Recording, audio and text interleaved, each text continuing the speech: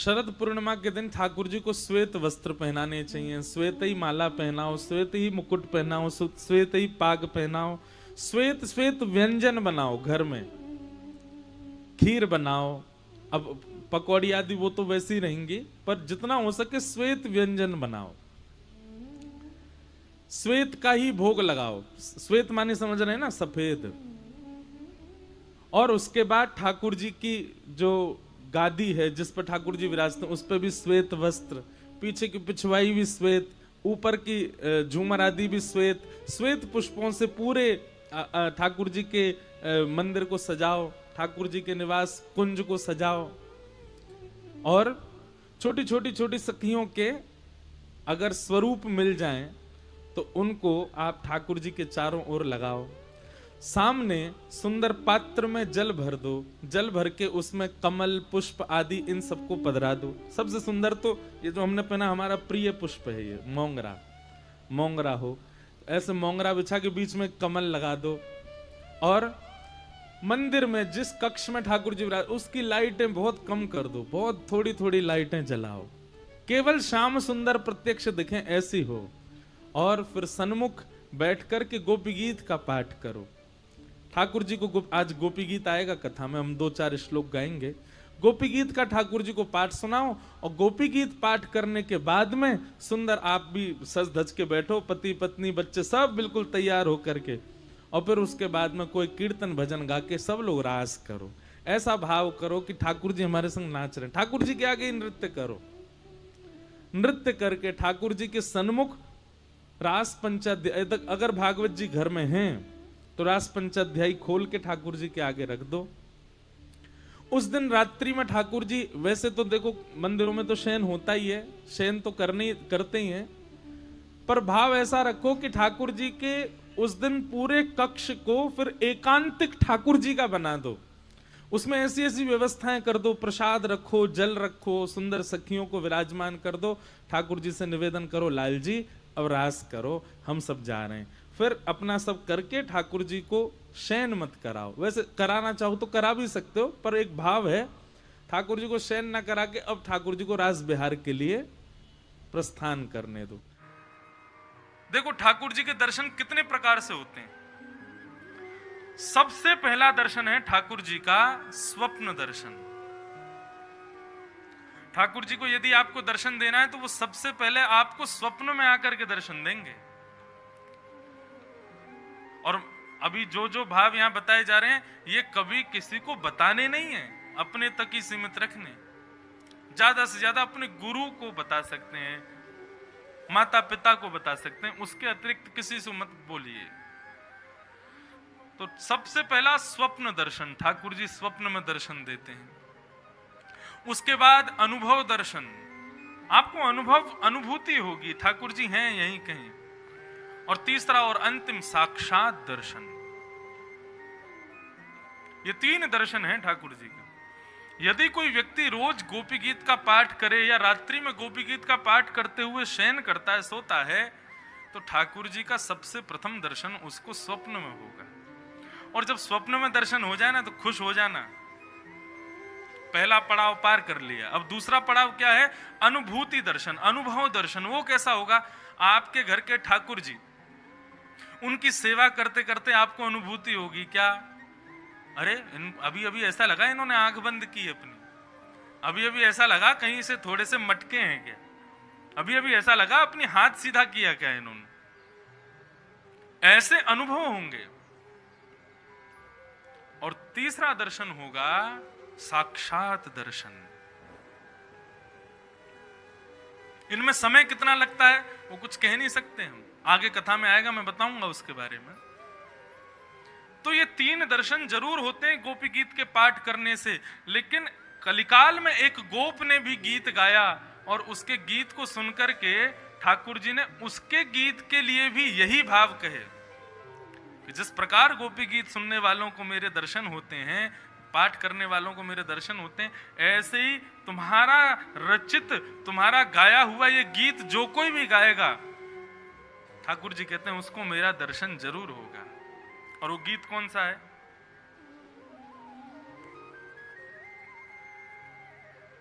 गोवर्धन वासी सांवरे, प्यारे तुम बिन रहो न जाए, गोवर्धन वासी सांवरे, दर्शन को नैना तपे, वचन सुनन को कान, ओ मिलवे को हियरा तपे, हिय के जीवन प्राण, गिरिराज लढ़े ते लाडले, प्यारे तुम बिन रहो न जाए, गोवर्धन वासी सांवरे। इसको मनगढ़ंत बात मत समझना। श्री कुंभन दास जी के पुत्र हुए चतुर्भुज दास जी, निरंतर गोवर्धन में रहते थे। कुछ दिन के लिए ठाकुर जी से वियोग क्या हुआ, कुछ दिन के लिए दर्शन नहीं मिले, उन्होंने ये रचना लिख करके गाई। जैसे ही गाई अंतिम पद गा रहे थे, युग युग अविचल राखिए सुखनिधि शैल निवास, श्री गोवर्धन रूप पे बलि जाए चतुर्भुज दास। जब उन्होंने पद गाया, श्रीनाथ जी प्रकट हो गए उनके सामने, अपने हृदय से लगा लिया और कहा कि चतुर्भुज दास मैं तुमको कुछ देना चाहता हूं। चतुर्भुज दास जी बोले मुझे कुछ मत दीजिए, मुझे केवल आपका दर्शन चाहिए। ठाकुर जी बोले तो तुमको नहीं देंगे, तुम्हारी रचना को देंगे। क्या? जो कोई भी इसका पाठ करेगा, जो कोई भी प्रेम से गाया करेगा, झूमते फिरते नृत्य करते हुए जो कोई भी इस पद को गाएगा, उसको मेरा दर्शन अवश्य होगा। ये गोप गीत है। इसी प्रकार गोपियों ने भी गीत गाया। तब कथामृतम तप्त जीवनम कवि विरीडितम कल्मषापहम श्रवण मंगलम श्रीमदाततम भुवि गृणन्ति ते भूरिदा जनाः। एक कन्हैया, गोपियां कह रही हैं, एक नवीन भाव सुनो। गोपियां कह रही हैं, कन्हैया यदि तुम हमको छोड़ के चले गए हो, यदि तुम नहीं आए ना तो तुम्हारी तो लाज जाएगी, साथ साथ तुम्हारी कथा की भी लाज जाएगी। ठाकुर जी बोले मेरी कथा की लाज क्यों जाएगी? बोले लोग कहेंगे कि गोपियों की स्थिति कैसे हुई? बोले कथा सुनने की वजह से हुई। और कथा सुनने से हुआ क्या? बोले ठाकुर जी ने प्रेम किया, ठाकुर जी ने रास किया और फिर छोड़ के चले गए। विरह अग्नि में गोपियां तड़पती रहीं, तो लोग कथा सुनना बंद कर देंगे। बोले कि भैया गोपियों की तरह हमारी भी मनोदशा हो जाएगी, इसलिए कथा मत सुनो। तो इसलिए कन्हैया तब कथामृतम, तुम्हारी कथा अमृत है, लेकिन तुम यदि नहीं आओगे तो लोगों को लगेगा कि इस कथा से तो तप्त जीवनम, जीवन तपित हो जाता है। कवि विरीडितम कल्मषापहम, ये कल्मशों का नाश करने वाली तुम्हारी कथा है कन्हैया। अपनी लाज मत बचाओ, अपनी कथा की तो बचा लो, प्रकट हो जाओ श्याम सुंदर। इस प्रकार गोपियों ने गीत गाते हुए अंत में जब रुरुदुस्वस्वरम राजन, रोना प्रारंभ किया, ठाकुर जी प्रकट हो गए। कैसे प्रकट हुए कल की कथा में मैंने बताया था। और तत्पश्चात ठाकुर जी ने फिर गोपियों के साथ महारास किया। अब महारास करने लगे, यहां तक कल कथा पहुंची थी। महाराज जैसे ही करने लगे, महाराज कैलाश पर्वत पर बैठे हुए भगवान शिव त्रिनेत्र बंद करके ठाकुर जी की अनुपम लीला का दर्शन कर रहे हैं। जैसे ही महाराज प्रारंभ हुआ, हिमालय पर बैठे हुए केदारनाथ भगवान झूमने लगे। अपने आप को रोकना चाह रहे हैं लेकिन रुक नहीं पा रहे। पार्वती जी को बोले अब तुम ही संभालो यहाँ का राजपाट, हम जा रहे हैं। बोले कहां? महाराज करने जा रहे हैं। कैलाश पर्वत से दौड़े भगवान शिव वृंदावन की ओर।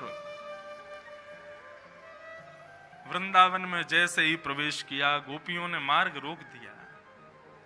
बोले बाबा कहाँ से आए हो? बोले हम कैलाश से आए हैं। बोले कैलाश से आए हो लेकिन आप पुरुष हो, महाराष्ट्र में केवल एक ही पुरुष का प्रवेश है, वो है योगेश्वर कृष्ण, उनके अलावा सबको गोपी बनना पड़ेगा। शंकर जी ने खूब याचना की, खूब मिन्नत मांगी, लेकिन गोपियों ने प्रवेश नहीं दिया। तब भगवान शिव ने नेत्र बंद करके अन्नपूर्णा मैया का स्मरण किया। अन्नपूर्णा मैया से कहा भिक्षाम देहि माते। अन्नपूर्णा प्रकट हो गई, प्रकट होकर के कहा लो बाबा भिक्षा लो। बोले आज अन्न की भिक्षा नहीं चाहिए, अपना स्वरूप हमको दे दीजिए। अन्नपूर्णा मैया ने कहा स्वरूप में क्या दें? बोले पूरा ही दे दो। भगवान शिव को बैठा करके पहले तो बिच्छू आदि लटक रहे थे उनको हटाया, सांप आदियों को कहा थोड़ी देर आराम करो, सब लोग जाओ यहां से। सबको दूर करके भगवान शिव का गोपी भाव का श्रृंगार कर रही हैं। लहंगा पहनाया, फरिया पहनाए, ठाकुर जी के, शंकर जी के कानों में कुंडल पहनाए, केश खोल दिए, आंखों में काजल लगाया, होठों पे लालिमा लगाई, आभूषण पहनाए, चुनरी उड़ा दी, पैरों में पायल पहनाई।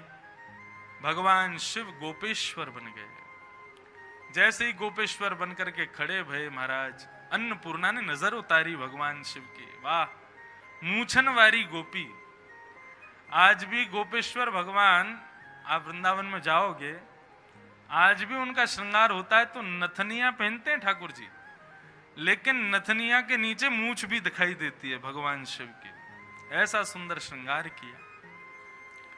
महाराष्ट्र में जैसे ही पहुंचे, गोपियों ने जैसे ही भगवान शिव का मुखमंडल देखा, गोपियां बोली ऐसी गोपी ना देखी ना सुनी। हाथों पे बाल, पैरों पे बाल, बीच में पेट दिख रहा उसमें भी बाल, और चलें तो महाराज ऐसा लगे कि जन कौन आ गए हो, धम धम धम कर। अरे माताएं चलती हैं तो थोड़ा चाल का ध्यान रखती हैं, भगवान शिव तो ऐसे ही चल रहे हैं बिल्कुल सीनों उठाए के। गोपी ने कही पहले मुखमंडल दिखाओ। शंकर जी बोले जिसके लिए श्रृंगार किया उसी को दिखाएंगे। गोपी बोली दिखाना तो पड़ेगा, जब तक मुख नहीं देखेंगे अंदर प्रवेश नहीं मिलेगा। शंकर जी बोले आपने मुख देख लिया, उसके बाद भी प्रवेश तो मिलेगा ही मिलेगा। क्यों? बोले रोकने वाले ही मूर्छित हो जाएंगे फिर, ऐसा मुखमंडल है। गोपियों ने कहा दिखाओ। जैसे ही भगवान शिव ने अपना पर्दा उठाया, घूंघट उठाया, तो आधे आधे नेत्र खुले हैं भगवान शिव के, बीच में तीसरा नेत्र टिमटिमा रहा है। कब ठाकुर जी आ जाएं, खोल करके दर्शन कर लूं उनका। होठों पर लालिमा, मूछ आदि देख करके गोपी तो वहीं मूर्छित हो गई। इतने में ही भगवान शिव का दर्शन किया, अंदर रास कर रहे ठाकुर जी। ठाकुर जी दौड़ करके आए, भगवान शिव का हाथ पकड़ करके भीतर लाए। अद्भुत रास रचा है महाराज यमुना के पुलिन पर।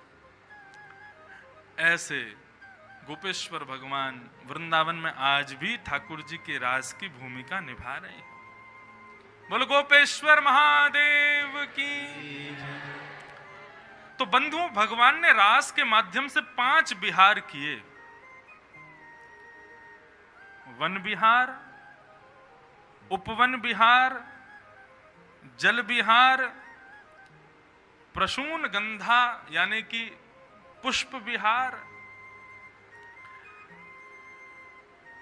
थल विहार, ये 5 विहार किए। वन विहार मतलब बृहद वन में ठाकुर जी ने रास किया। उपवन विहार मतलब छोटे छोटे कुंजों में जाकर के रास किया। कहीं किसी कुंज में किसी गोपी के साथ बैठे, किसी कुंज में, अच्छा एक कृष्ण नहीं है, जितनी गोपी उतने कृष्ण बन गए। अलग अलग कुंजों में ठाकुर जी विहार कर रहे हैं, ये हुआ उपवन विहार। जल विहार किया, नौका में ठाकुर जी रास कर रहे हैं।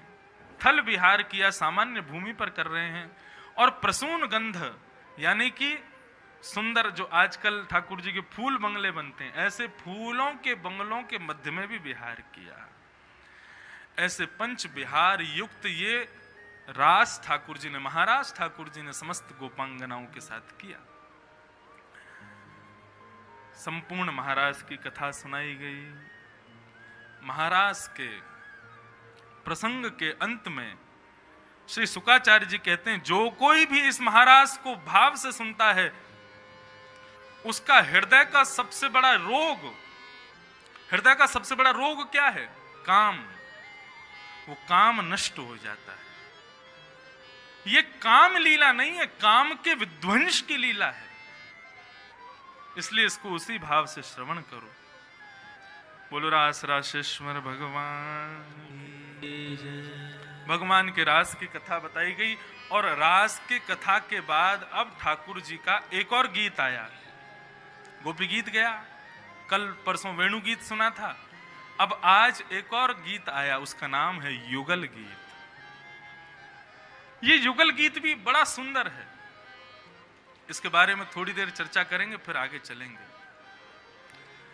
गोप्यः कृष्णे वनम यातो तमन द्रुचते तसा कृष्ण लीला प्रगायन्त्यो निन्य दुखेन वासना। सभी गोपियां सेवा कुंज में, वृंदावन में सेवा कुंज, वहां पर इकट्ठी हुई हैं, एकत्रित हुई हैं और एकत्रित होकर के गोपियां आपस में ठाकुर जी के सुंदर स्वरूप का वर्णन कर रही हैं, सुंदर स्वरूप का गान कर रही हैं। वेणु गीत में प्रत्येक गोपी अलग अलग घर में बैठ करके ठाकुर जी का स्मरण कर रही थी, लेकिन अब समस्त गोपियां एक साथ झुंड में बैठ करके आपस में एक दूसरे को ठाकुर जी की चर्चा सुना रही हैं। उसको ही युगल गीत कहा गया। बहुत सुंदर है युगल गीत। अधिकतर कथाओं में कहा नहीं जाता क्योंकि समय का अभाव रहता है, लेकिन ध्यान से सुनिए कैसे हैं। ठाकुर जी की रूप माधुरी का दर्शन है। बाम बाहु कृत बाम कपोलो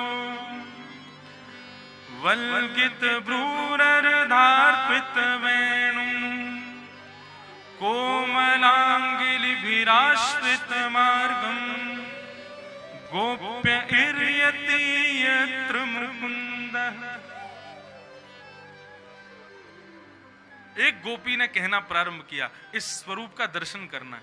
बोले बाम बाहु, बाम बाहु कृत बाम कपोलो। ठाकुर जी ने अपने बाएं अंग पर, बाएं कंधे पर अपने बाम कपोल को झुकाया है।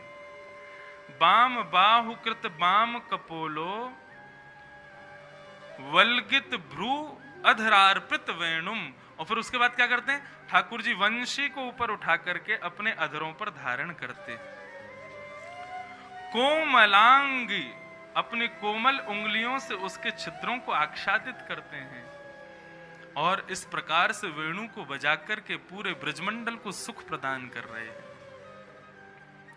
ये ठाकुर जी का युगल गीत है। तो किस प्रकार हैं ठाकुर जी? बाम कंधे पर बाम कपोल को झुका करके अपनी वेणु को ऊपर उठा करके और ठाकुर जी वंशी का नाद कर रहे हैं और गोपियां उस स्वरूप का वर्णन कर रहे हैं। वृंदशो ब्रज वृषा मृग गावो वेणुवाद्य हत चेतस आरात दंत दृष्ट कबलाधृत कर्णो निद्रिता लिखित चित्र मिवासन। ठाकुर जी की वंशी सुनकर के क्या हो रहा है वृंदावन में? बोले वृंदशो ब्रज वृषा मृग गावो।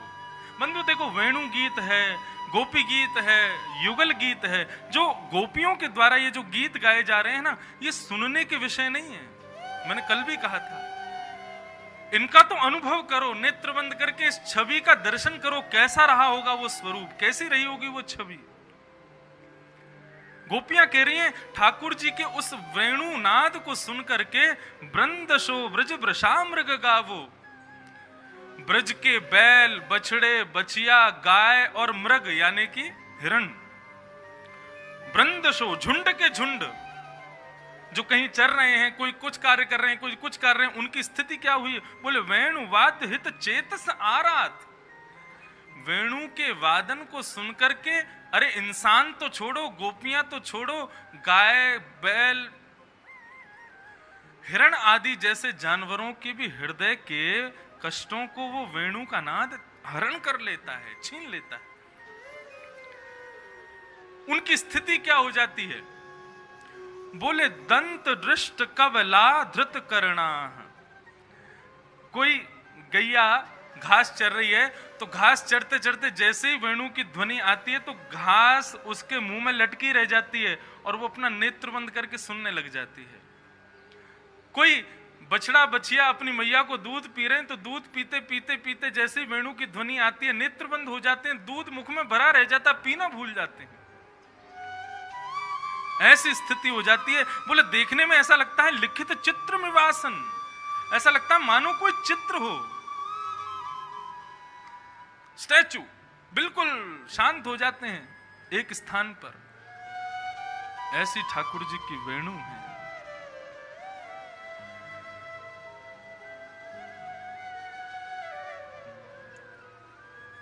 विचित्र पुष्पों का श्रृंगार किया है ठाकुर जी ने। देखो इस छवि का दर्शन करना, गोपियां कितनी अच्छी बात बता रही हैं।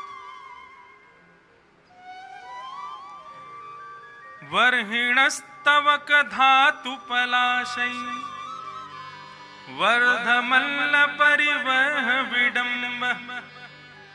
ठाकुर जी ने अपना वनमाली वेश धारण किया है।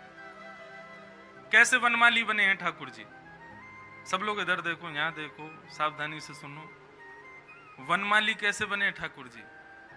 ठाकुर जी को गाय बहुत प्रिय है, तो ठाकुर जी वन में जाकर के क्या करते हैं, विविध विविध प्रकार के पत्ते घास फूस सबको तोड़ तोड़ के इकट्ठा कर लेते हैं और फिर क्या करते हैं, थोड़ी घास यहाँ कान में लगा ली, थोड़ी घास यहाँ कान में लगा ली, सिर पर पत्तों का एक मुकुट बना करके, एक पाग बना करके पहन ली, हाथों में बाजूबंद हरे हरे पत्तों के, यहाँ पर भी बाजूबंद हरे हरे पत्तों के, अपने कमर पर कुछ पत्ते बांध लेते हैं, फिर कुछ पत्ते अपने चरणों में बांध लेते हैं। इस प्रकार ठाकुर जी वनमाली बन जाते हैं।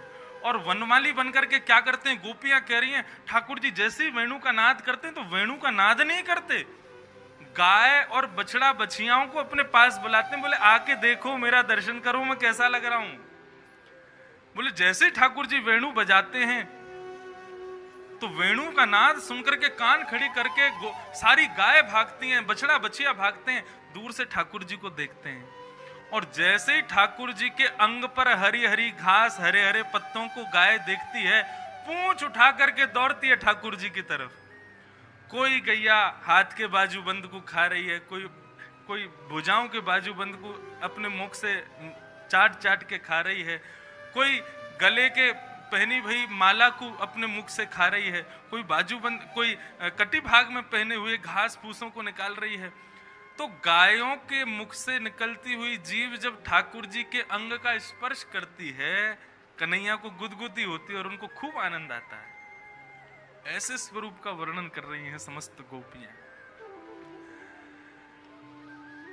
गोपियां वर्णन करती हुई मन में विचार करती हैं। अब सब गोपियां बैठी हैं, बोले भैया बैठे बैठे हम लोग बातचीत कर रहे हैं, कछु भोजन पानी, कछु चाय नाश्ता होना चाहिए। बोले कहाँ चलें?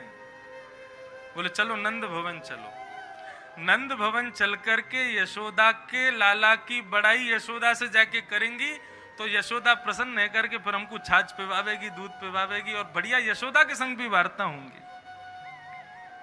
आहा, इतना सुंदर वर्णन कर रही हैं गोपियां।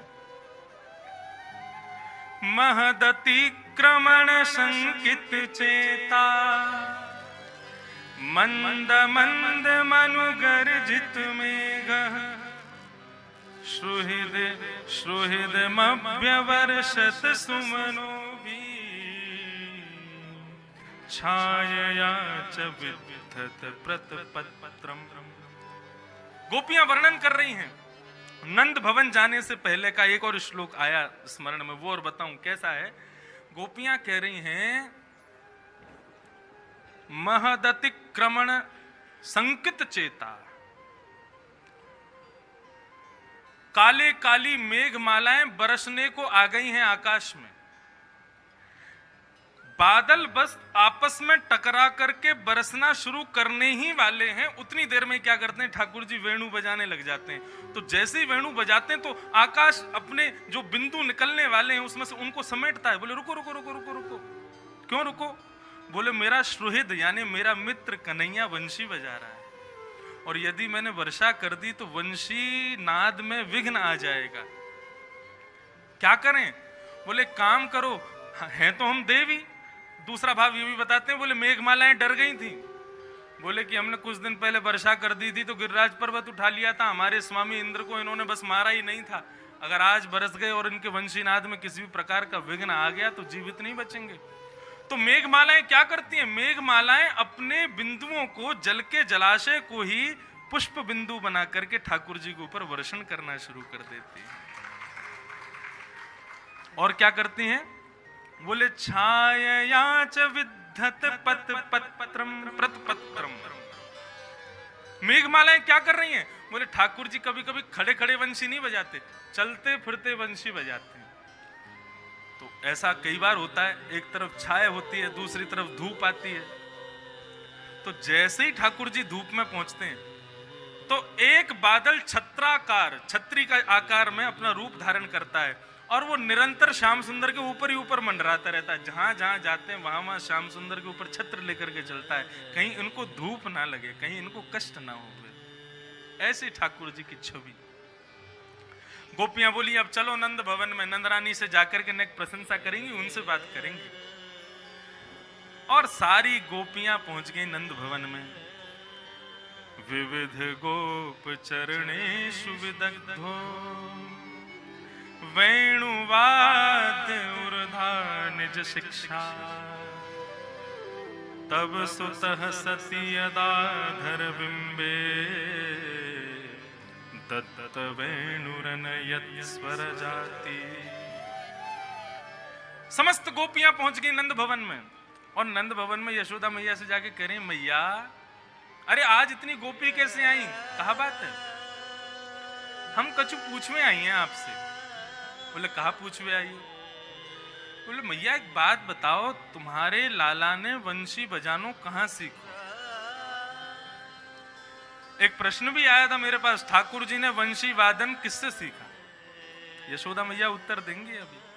बोले मैया तुम्हारो लाला इतनी प्यारी वंशी बजावे, इतनी मधुर वंशी बजावे, ने बताओ तो सही कहां जाके यानी वंशी सीखी, हम भी अपने बालकन को वहीं भेज देंगे।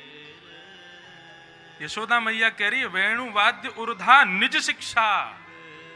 मेरे लाला ने कोई तो सीखी ना है, बाकी स्वयं की शिक्षा खुद सीखा है मेरे लाला ने बजाना, वाने कोई तो सीखो ना है। ठाकुर जी की वंशी इतनी असाधारण है कि जब वंशी नाद होता है, हमारे वंशी बजाए वाले भैया सुनियो कैसी वंशी बजा में ठाकुर जी ऐसा वर्णन कर रहे हैं कि ठाकुर जी जब वंशी का वादन करते हैं तो सवनसस्तदुपधार्य सुरेशा सक्र सर्व परमेष्ठि पुरेगा कवय आनत कंधर चित्ता कश्मलम ययुर निश्चित तत्वा। ठाकुर जी कौन सा राग बजाते हैं? बजाना ठीक है, सवनस राग सुना है कभी? ठाकुर जी कौन सा राग बजाते हैं? बोले सवनस। सवनस राग ये कौन सा राग है भैया? भैरवी सुना, बिहाग सुना है और पीलू सुना है, जोग सुना है, सारे रागों के नाम हैं।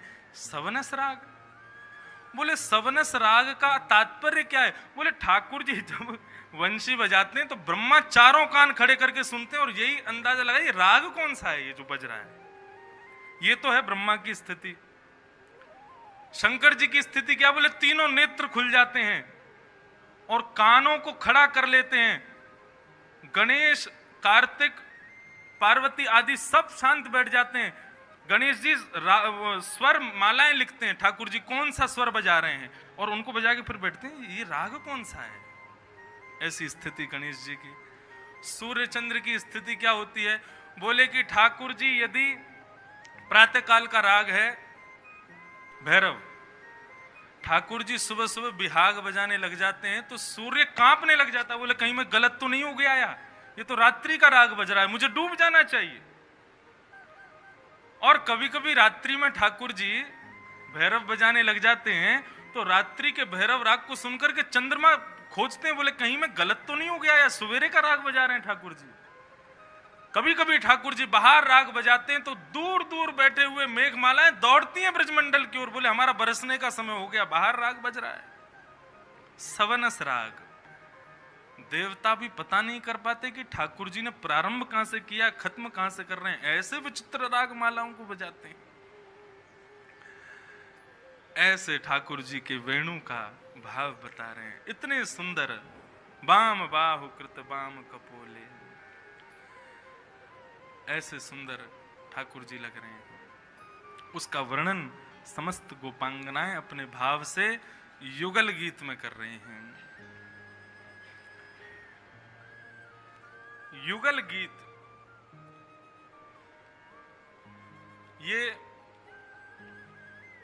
ठाकुर जी की माधुर्य लीला यहां विराम लेती है। अब तक हम लोग बाल लीला, माधुर्य लीला, ठाकुर जी की रसमयी लीलाओं का रसस्वादन पान कर रहे थे। युगल गीत के बाद ठाकुर जी की रसमयी लीला, माधुर्य लीलाएं विराम ले लेती हैं। अब यहां से ठाकुर जी की संघर्ष युक्त लीलाएं प्रारंभ होंगी और ठाकुर जी की विचित्रतम जो दैत्य आदियों के वध की लीलाएं हैं। अब देखो ठाकुर जी की बाल लीला, रस लीलाओं में दैत्य असुर आदि आए, लेकिन वो भी रस भरे लगते हैं। गुरु परंपरानुगत होना प्रत्येक मानव के लिए अनिवार्य है।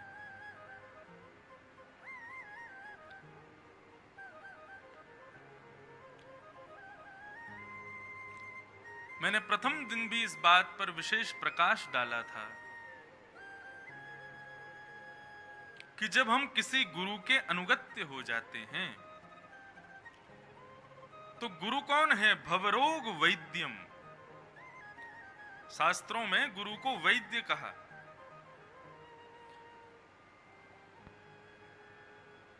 तब पूछा गया ये किस रोग के विशेषज्ञ हैं?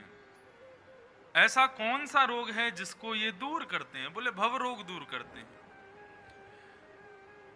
प्रश्न उठा कि यदि किसी को भव रोग हो जाए और उसके जीवन में वैद्य ना आवे तो उसका परिणाम क्या होता है?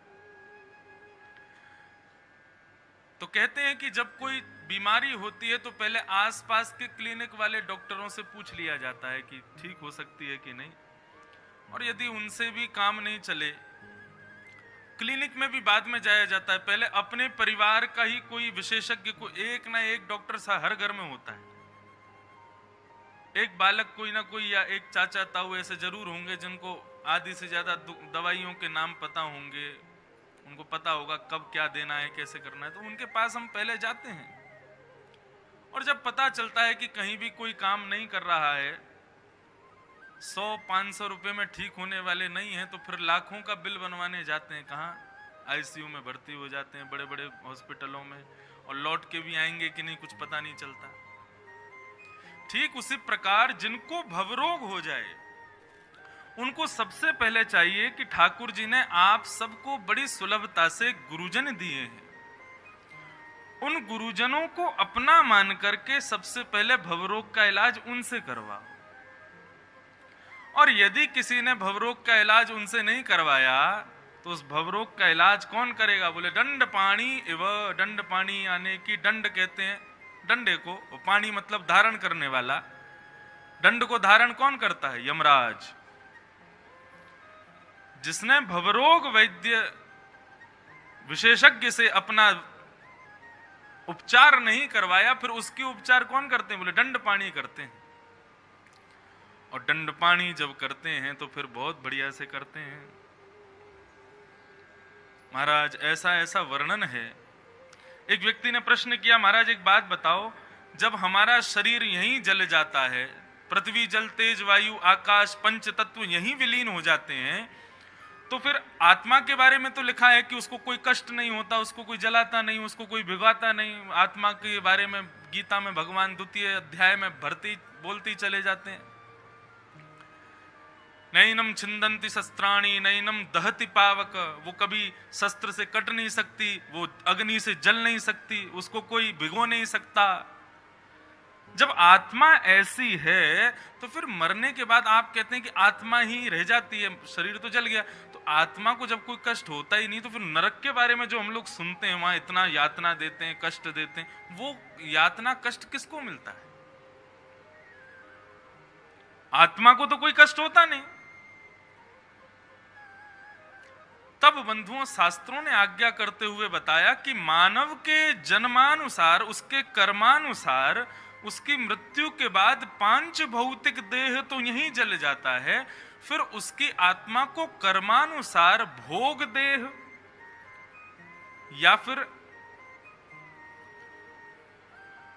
या तो भोग देह दिया जाएगा। भोग देह मतलब स्वर्ग में जाते हैं भोग देह को लेकर के। भोग देह कभी बुढ़ा नहीं होता, उसकी कभी मूछें नहीं आती, वो कभी काला नहीं होता, कुरूप नहीं होता, सदैव युवान अवस्था में बना रहता है। स्वर्ग में जितना भोग सके भोग ले यो भोग देह से। और नरक जाने वालों को मिलता है यातना देह। ये यातना देह कैसा होता है? बोले यातना देह ऐसा होता है कितना भी काटो, कितना भी जलाओ, दर्द तो पूरा होगा लेकिन मरेगा नहीं आदमी। उसको बीच से काट दोगे तो केवल हाथों के बल चलेगा लेकिन मरेगा नहीं। कष्ट पूरा मिलेगा लेकिन मरेगा नहीं। तो नरक जाने से बचना है, यदि दंड पानी के इलाज से बचना है तो भवरोग वैद्यम। इस संसार में भगवान स्पष्ट कहते हैं एकादश स्कंद में, नृदेहमाद्यम सुलभम सुदुर्लभम प्लवम सुकल्पम गुरुकर्णधारम मयानुकूलेन न भस्वते ऋतम पुमान भवाब्धिं न तरेत् स आत्मः। बहुत अच्छी बात। आत्महत्या किसको कहते हैं? आत्महत्या का तात्पर्य क्या है? वही बात, आत्मा तो मरती नहीं कभी। तो फिर ये आत्महत्या शब्द कहां से आया? आत्मा की हत्या। भगवान से पूछा गया क्या आत्मा की भी हत्या होती है? शरीर की हत्या तो होती है लेकिन क्या आत्मा भी मरती है कभी? किसी किसी की आत्माएं भी मरती हैं। तो भगवान मुस्कुराते हुए उत्तर देते हैं, बोले हाँ आत्महत्या भी होती है। कैसे होती है? तब भगवान बताते हैं श्रीमद् भागवत के एकादश स्कंद में, नृदेह माध्यम सुलभम सुदुर्लभम। बोले आत्महत्या कैसे होती है मानव की? अत्यंत दुर्लभ इस संसार में एक ही वस्तु है, क्या? मनुष्य जन्म मिलना। हमको मिल गया इसलिए हमको उसका महत्व नहीं पता चलता, लेकिन जो चींटी बनते हैं, कुकर बनते हैं, सूकर बनते हैं और ये फलाने फलाने जो भी इतने सारे रूप धारण करते हैं, वो हमको देख के कभी कभी सोचते हैं कि हम कब बनेंगे इंसान।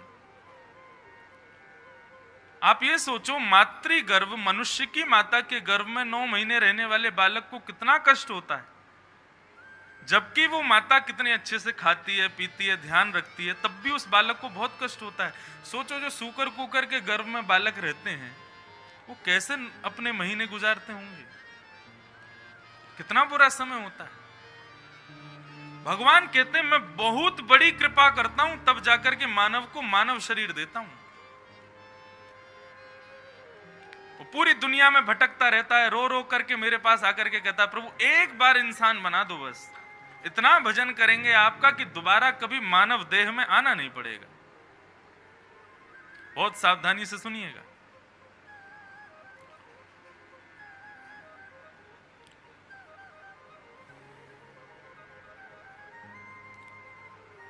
हम लोग 84 लाख योनियों में भटकते भटकते कभी छिपकली बने, कभी चींटी बने, कभी सूकर बने, कभी कुकर बने, कभी हिरण बने, कभी जिराफ बने, कभी शेर बने, कभी चीता बने, सब बने हम लोग।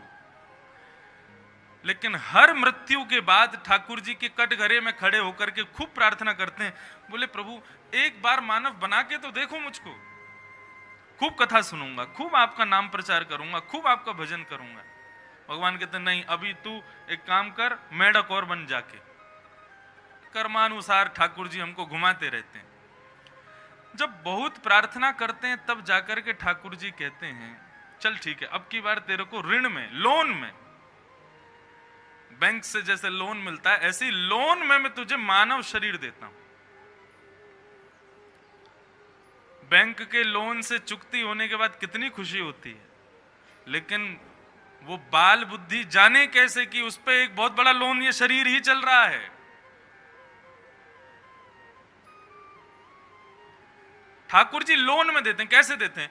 मानव, जब आत्मा आती है कि मुझे मानव बनाओ, तो भगवान कहते हैं अच्छा मानव बना दूं। बोले बना दो प्रभु। क्या करोगे? बोले खूब भजन करूंगा आपका। अच्छा, तब अच्छा भजन करना क्यों जरूरी है? मानव बन के बिना भजन किए काम नहीं चलेगा। क्यों जरूरी है? सुनिए, ठाकुर जी पंच तत्वों को आमंत्रण भेजते हैं। पृथ्वी, जल, तेज, वायु, आकाश। पंच तत्व सामने आकर के खड़े हो जाते हैं। ठाकुर जी कहते हैं भाई तुम लोग मिश्रित होकर के एक देह इस आत्मा को प्रदान करो। पंच तत्व कहते हैं हम दे तो देंगे, हमको क्या मिलेगा? हम शरीर बना तो देंगे, लेकिन उसके बदले हमको क्या मिलेगा? ठाकुर जी कहते हैं तुम ही बताओ क्या चाहते हो तुम? क्षितिजल पावक गगन समीरा पंच रचित अति अधम बस मई रख दो बज्जे। वाह भैया, खूब खूब।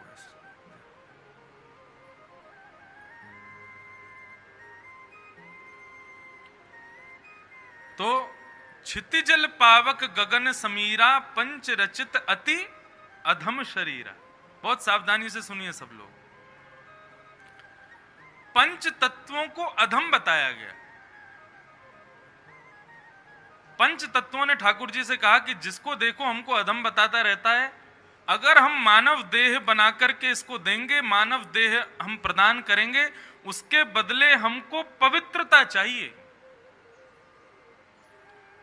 जो अति अधम हम पांचों को बताया जाता है, हमको पवित्र करेगा ये मानव, तो हम इसको शरीर प्रदान करेंगे। तब ठाकुर जी आत्मा से कह रहे हैं सुन रहा है तू? क्या कह रहे हैं पांचों? इन पंच तत्वों को पवित्र करना पड़ेगा संसार में जाके, तभी तुझका तेरा लोन चुकता होगा। मानव कहता मैं करूंगा। क्या करना पड़ेगा? बोले तीर्थ यात्रा करनी पड़ेगी, नाम जप करना पड़ेगा, संतों के दर्शन करने पड़ेंगे, कथा सुननी पड़ेगी, खूब भजन करना पड़ेगा, और अपना कर्म भी करना पड़ेगा। कर्म छोड़ दो बाकी सब करो ऐसा नहीं, अपने कर्म का भी निर्वहन करना पड़ेगा। ये सब जब तुम करोगे तब तुम्हारी मृत्यु होगी। मृत्यु के समय पर जब पंच तत्व आपस में एक दूसरे में विलीन हो जाएंगे, तो वे लोग अपने आप गणना लगाएंगे, हाँ भाई इसने हमको कितना पवित्र किया। यदि तुमने पवित्र किया होगा तो तुमको वैकुंठ मिलेगा। यदि इनमें से एक भी अपवित्र रहा तो फिर इनका लोन ना चुकता करने की वजह से तुमको नरक जाना पड़ेगा। कॉम्प्लिकेटेड तो नहीं हो गया? ज्यादा समझ में आई? बुद्धि में गई बात? कहीं पता चली बाउंसर ही निकल गई, कईयों की निकल गई, ये पता है मुझे। लेकिन समझो बात को। ये शरीर ठाकुर जी ने बड़ी कृपा करके हमको दिया है। कहने का अभिप्राय केवल इतना है। और ठाकुर जी कह रहे हैं इस शरीर को सद्मार्ग देने के लिए, समय समय पर समझाने के लिए कहां जाना है, कैसे जाना है। प्लवम सुकल्पम गुरु कर्णधारम। इसको सही मार्ग देने के लिए मैंने गुरु भेजे हैं पृथ्वी पर। अच्छा, गुरु कोई शरीर नहीं है। ये सामने जो श्रीमद् भागवत विराजमान है, श्री भक्तमाल जी हैं, श्री रामचरितमानस हैं, ये सब